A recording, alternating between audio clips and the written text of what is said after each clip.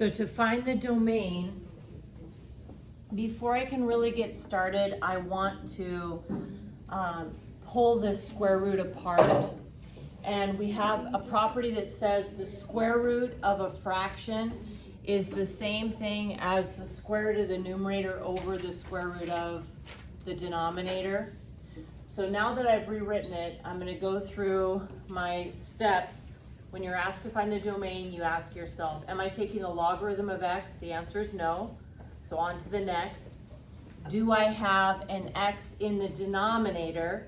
The answer is yes.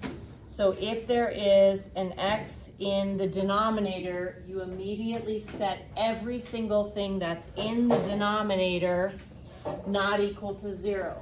So all of this is in the denominator. So the entire denominator not equal to 0.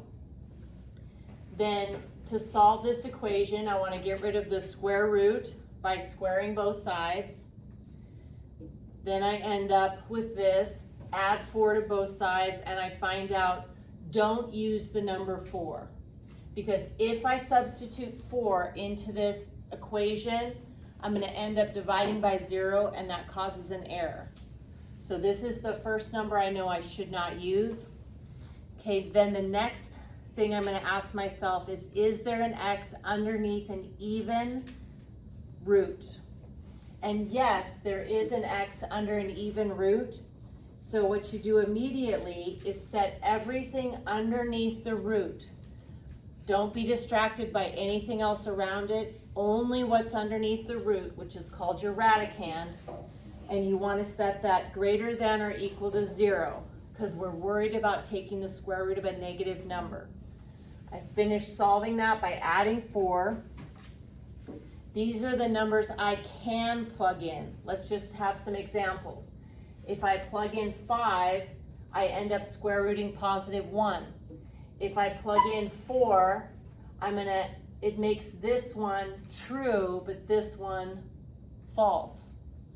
If I plug in, let's say, another number that's not bigger than 4, like negative 10, I'll end up square rooting a negative 14, and I can't do that. So merging the two of these together, you don't have to draw a graph, but sometimes it's helpful when you're trying to write your answer in interval notation.